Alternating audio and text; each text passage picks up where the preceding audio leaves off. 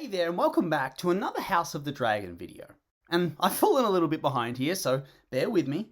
But today we'll be talking about episode 7, Driftmark, which follows off pretty closely from the end of episode 6 and covers the funeral of Laena Velaryon and the chaos that ensues when the entire family gets together. Another really good episode, this one. Top class acting, top class scripting, but yet complete and utter dogshit lighting. Ugh. It's like The Long Night Part 2. Like they filmed it during the day and chucked on some weird filter or color graded over the top of it to make it seem dark. Like, makes you feel like that meme of the old granny squinting at the computer screen. Impossible to see anything. But yeah, I digress, and let's jump into the episode. So we start off the episode with a very somber scene of Laena being laid to rest in the waters of Driftmark, with her coffin being dropped off a cliff into the depths to lay alongside the other honoured dead of House Velaryon.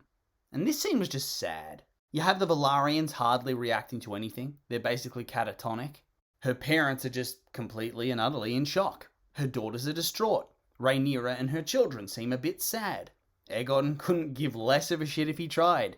Laenor looks destroyed. Viserys seems to be in shock that somehow he's managed to outlive yet another member of his family. And Otto's back as Hand of the King, and honestly, why wouldn't he ask Rhaenyra to be the Hand? Like, she's the heir of the throne. Wouldn't it make sense for her to take up more responsibilities as his health continues to decline?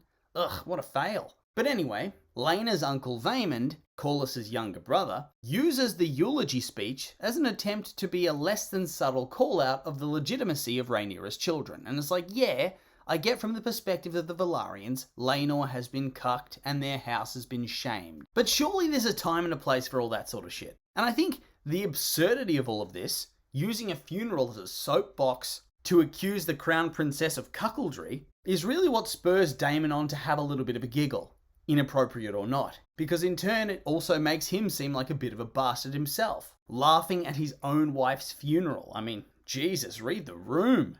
So really, this just serves to set the scene for everything to come, that this issue of paternity is going to have major repercussions going forward in this episode and beyond, and that pretty soon everything is going to go to shit because of it. We then cut to the wake, and there's this cool shot of all the dragons flying around in the background, which is really nice to see. Don't see enough dragons in my opinion. Before we cut to Rhaenyra, who's looking around for Laenor. She makes eye contact with Daemon, and then with the Queen, before she goes off through the crowd to find Jace, who's standing alone, with nobody talking to him or really acknowledging him at all. Probably, realistically, due to his paternity being a very open secret. And it's a shame to see a kid punished for something that's not his fault, but I digress. Anyway, he obviously wants to mourn Harwin Strong, his father, and his grandfather as well, but he isn't able to, as it wouldn't be proper. And it's all very sad. This poor kid's going to end up so emotionally repressed at this rate with all the lies he has to internalize. And I really love the contrast they've set up as well between Rhaenyra and Alicent in this scene. In the previous episode, Rhaenyra had just given birth, so there's less time to interact with her kids. But here, when she's talking to Jace, she's stroking his hair, holding his face gently, talking to him kindly even when she has to be stern with him. But contrast that to how Alicent treats her kid in basically every single scene, and it very much seems that the creators have taken a firm stance on which side are the heroes and which are the villains, at least for now. Then there's some eye contact between Daemon and Viserys, for the first time in like a decade maybe, whilst Helena starts to play with a spider and has another one of her prophecy moments, talking about how dragons of flesh will weave dragons of thread. So basically, Rhaenyra and Aegon are going to make their war banners and fight each other over the throne. And I'll be honest, King Viserys needs to spend some more time with his second daughter and listen to what she has to say. He's all about dreams and prophecies, but he ignores the one that can do it. But yeah, anyway, she's playing with a spider as she does this, and that's just, nope, no thank you. And of course, while she's doing all this, Aegon and Aemond look on, with Aegon seeming to be quite depressed and grossed out that he has to marry his sister, as in his words, she's an idiot. So, it's not the incest he's worried about, it's that she's an idiot. Meanwhile, Aemond seems much more open to the idea of marrying his own sister, and seems to lament that Aegon was chosen instead, and Jesus Christ, this family, what is wrong with them? And it's so weird that I feel like they've even normalized this shit to the extent that I didn't notice anything off about what he said until I watched it the second time and thought, oh wait, they're siblings. Gross. But yes, Aegon then earns Aemond's scorn by openly lusting after serving girls and their long legs, and indulging quite heavily in wine. But this reception continues to be the gift that keeps on giving, as we see the relations have not really thawed between the Queen and her friend Laris, as according to Sir Criston, he's been staring at her the entire time they've been there with this big creepy smile. Hey, remember, I killed my brother and father in a truly horrible way with no remorse. I could do the same to you. So you'd better reward me and keep me happy. The guy really does give off the worst sort of vibes. I almost feel sorry for her in that scene. It's clear she realizes she's out of her depth with him, and that she really shouldn't have brought him into her confidence. We follow this up with a very cute moment where Jace goes over to comfort his cousins, but doesn't really know what to say or do, and so Baela just holds his hand, and they say nothing. So sweet and innocent. We then cut to Corlys, who's talking to little Lucerys about how one day he will rule Driftmark at high tide, and command the Velaryon fleet, and that whilst his older brother will be king one day, it's going to be Luke who rules the sea. Little Luke then does his best Jon Snow impression and tells him that he doesn't want it, only to elaborate that by him being Lord of Driftmark, being Lord Velaryon, it means that Corlys and his father will both be dead, which is actually a very sweet thing for him to say. The actor for this kid is very precious. But of course the drama does not end here, as despite Laenor and Rhaenyra having a very deeply obvious arrangement, his mother does not seem to be on board with it, basically glaring at Rhaenyra and then making Jace feel uncomfortable enough that he walks away from his cousins when she goes to comfort them. But of course, at least Aemond is there for Jace, and we have a weirdly, oddly wholesome moment where it seems like Aemond's almost giving his condolences for Sir Harwin's death. He just doesn't know how to verbalize it. And honestly, this scene just goes on, but in a good way. It feels fresh with every little skip as you see the day shift to night, and all the drama begins to unfold piece by piece. We see all these characters dealing with their grief in their own way, like Laenor, who walks away from the funeral to stand in the shallows sobbing, or Corlys, who continues to kind of act like a bad parent and gets angry at the fact that his son is grieving, making a massive scene as he orders Laenor's boyfriend to go and fetch him. Viserys then tries to reach out to Daemon, who really isn't having any of it, mocking how old and worn out Viserys is looking, and then getting angry when he tries to offer him a place at court, telling him he needs nothing from him. But of course, almost saying that he needs Rhaenyra. And it's like, come on, man. Are you seriously salty that your brother didn't want you to marry his daughter, whom you'd groomed for pretty much her entire life? Is he really going to stand there acting like the victim here? Come on, son. And so off he storms, with Rhaenyra in hot pursuit, telling her sons to go to bed. Damn, really? Time and a place. This is a funeral. Also, Viserys is going to bed as well, and calls his wife by his late wife's name. Oopsie, very awkward, and shows that he's really starting his decline now. Honestly, how he's still alive today still eludes me. And as the sun sets properly, the lighting goes to shit. We see Aegon cannot escape getting slapped around by his family as Grandpa Otto kicks him and drags him away for being completely wasted. And speaking of wasted, Laenor is getting carried inside by Sir Carl, and Aemond has the realization that Vhagar is no longer being ridden by Laena as she's dead, and thus, he should be able to claim her now, and show everybody that he is a true dragon, and is not to be mocked. And so he sneaks off from the festivities to do his thing. And then finally, the funeral is over, and we cut inside Lord Corlys' hall, where he and his wife are privately mourning the death of their daughter. Rhaenys lashes out, first blaming Daemon, and then laying the blame of her death at her husband's feet, that this was divine punishment, punishment for his ambition, punishment for his pride and anger over being denied the position of king consort when Rhaenys was passed over not being the father of kings and the grandfather of kings, that he'd led them down this path for his own ends, not to seek justice for his wife, but to ensure that his line rules the kingdoms one day. And honestly, I'm not really sure he completely deserves that, but I kind of did enjoy his wife finally telling him how it is. That in reality, he's just angry that he feels like he missed out, and that he isn't some grand, ultra-woke feudal feminist. That if she wasn't his wife, he never would have cared at all about this issue. He wouldn't have cared if she'd been passed over.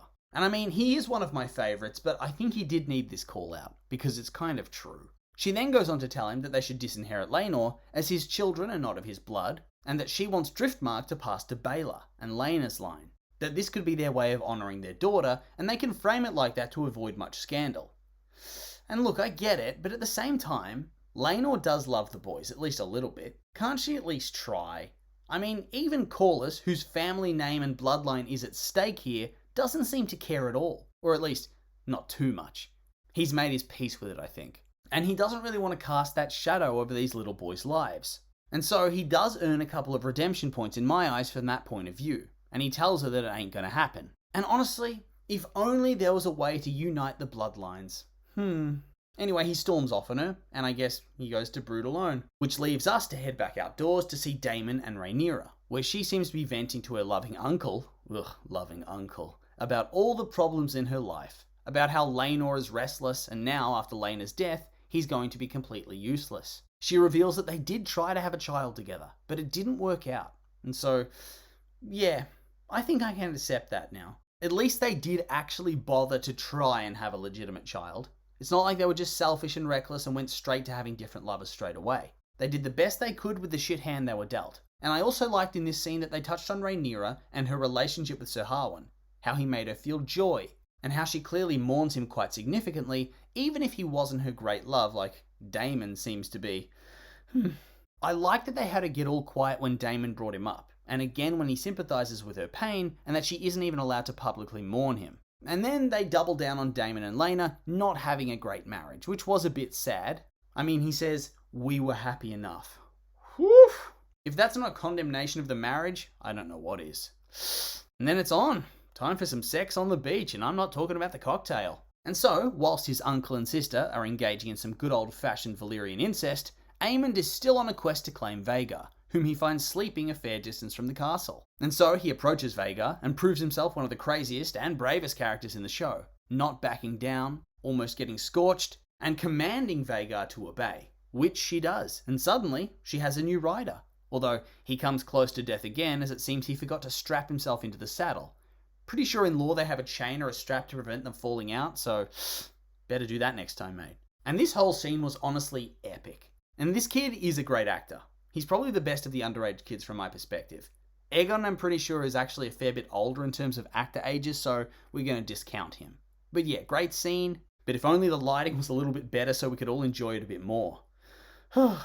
Anyway, we then see that Daemon's daughters have woken up Jace and Luke to tell them that Vhagar's been stolen, whilst Rhaenyra and Daemon speculate as to who might have claimed him. But I think for Daemon, it is quite obvious. And then we come to the pivotal scene, the fight. And before we begin, do the kids not have guards? Does the castle not have guards? Vhagar lands in the courtyard. Nobody bothers to come check it out? What a joke! Anyway, the kids have their confrontation. Baelor and Rhaena are mad that he took their mother's dragon, with Rhaena thinking that she deserved first cracks at inheriting it. He disagrees, and honestly, true. I believe Daenerys says in Game of Thrones that a dragon is not a slave. So he was within his rights to have a go at claiming her. She should have done it before. But at the same time, I think it was a bit harsh to rub that in her face because, her mother is dead. No need to tell her that again and again. And then the brawl begins. And Jesus Christ, Aemond goes hard here. And considering he wasn't born before the big time skip, the absolute maximum age he can be is like 10 years old. Jace is a little bit younger, as they said they tried to conceive a true son first, so maybe he's like, 9, 8? And we also learn from Rhaenyra that he's older than his cousins, so maybe they're 7? 8 maybe? I'd say 8 and he's 9 and then Aemond's 10, but who knows? And then Luke's maybe 6? Maybe 5? He is a bit younger than them all. But anyway, Aemond pushes Rhaena away when she charges him. He smacks down Baelor once she punches him in the face. He knocks down Jace, and then Luke. And then they all have to team up on him from the ground and pound to stand a chance against him. And then even then, he fights them off and clobbers them one by one, before threatening them with a rock but not hitting anybody with it, and calling Luke and Jace bastards. Not willing to take that lying down, Jace draws a dagger and escalates things even further. And why does a child have a dagger on hand? And where are the fucking guards? Aemond then hits him with the rock, Jace gets him with some pocket sand, and Luke picks up the dagger and slashes out his eye. Lovely, just lovely. This isn't going to have terrible consequences, is it? And so then we cut to the High Tide throne room, where the king is chewing out the Kingsguard for their incompetence, and we learn that Aemond's eye is lost for good. Also, seriously, why the hell is Aemond still awake? They have drugs to knock people out in this world. Milk of the poppy. Use it, Maester. Having him be awake whilst the stitches are getting put in? Jesus, that's hardcore. But anyway, this whole scene is very compelling. And it is also, in lore, a complete and utter unmitigated disaster for everybody. Viserys tries to sort everything out, but really just makes everything worse. Alicent tries to escalate shit, like the king's gonna allow his own grandson to get maimed, dream on. Rhaenyra tries to lie and deflect and frame Aemond as the aggressor when it was the others who attacked him first. And then she implies that they should torture him to find out who told him the boys were bastards. Why is everybody so crazy in this family? And how do they possibly think that Viserys would ever agree to any of this shit at all? They're complete nut jobs. Anyway, Aegon, after getting sold down the river by his family as the instigator of the rumours, decides to just outright call a spade and make it clear that everybody in the entire world knows for a fact that these are not Laenor's kids. And not knowing what to do, Viserys then bumbles his way through trying to get everybody to apologise to everybody else, and God, he's just really dropped the ball in every single way. And obviously neither side's going to accept this, and Alicent has a moment of madness and tries to knife Luke and ends up slashing Rhaenyra's arm instead.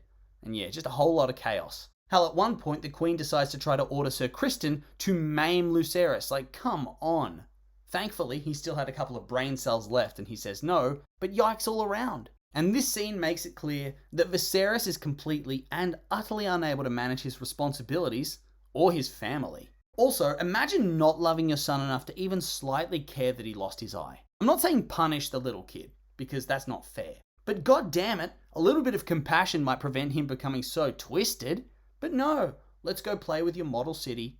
Oh, terrible father, terrible king. He's even a bad dad to Rhaenyra, to be honest. He doesn't even punish his wife for almost killing his daughter. Pfft. Also, Aemond comes in like a badass at the end, shutting everybody up, not caring about his eye as he gained a dragon. And then he goes and comforts his mum.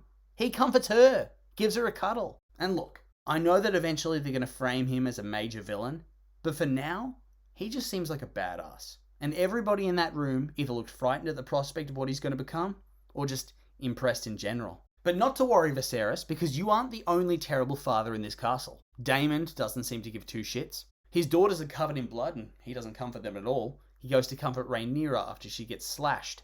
And Otto actively fans the flames by telling Alicent that he's proud of what she did. God, this family, wow.